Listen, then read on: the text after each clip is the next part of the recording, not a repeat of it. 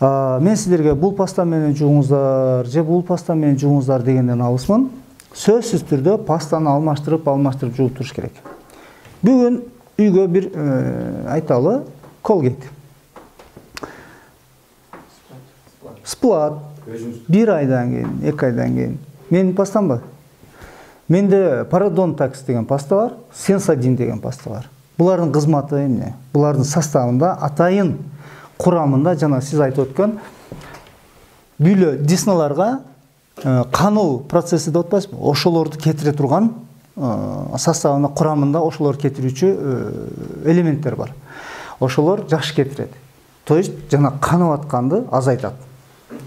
Sensodyne деген паста менен да жуйм, ал дагы баягы тиштин чувствительный болуп калганын кетирет. Бирок Splat бар, Colgate бар. Алып атканда Blendamate бар. Алып атканда ар бир пастадан негизи колдонобуз. 1 ай Blendamate колдонсом, кийинки айда мүмкүн Colgate. Ал түгөн элек, бирок Colgate'ти колдоном. Кийинки айда кайра жанагыны колдонуп, дагы башка паста. Бул деген сөз тишти же болсо жанагы десналарды жазатып албоо максатында ар түрдүү паста менен колдонгон жакшы болот.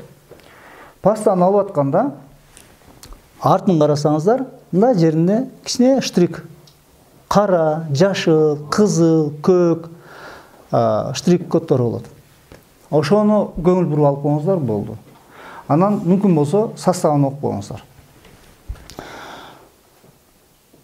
Кара, көктөр бул зуб тиш пасталарынын арасында химикаттары көп деген белги. Кызыл, жашылдарды колдонсоңуздар, бул тишке эмальга зыяны азыраак тиет деген сөз. Бирок айта турчу нерсе, ар бир пастада химикаттары бар. Химикат болбосо биздин оозубуздун ичиндеги тамактын калдыктарын ажырайт этип чыгарып сала албайт да. Ошон үчүн алып атканда ошол артындагы атайын белгилерге көңүл буруп алып иштесеңиздер болот. Бир паста менен өмүр бою же 1 жыл, 2 жыл, 3 жыл колдонгула деген түшүнүк болбош керек. 2 паста алып коюңуз. 3 паста алып коюңуз. Өтө кымбатынан эмес, мындай орточо баалууларын алып коюңуздар.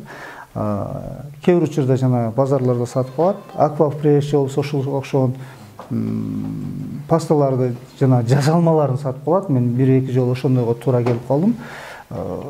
Ошону да карап туруп, бир оригиналга жакыныраагын алып, ошону колдонсоңуздар жакшы болот да. Бул тишиңизге пайдалуу болот.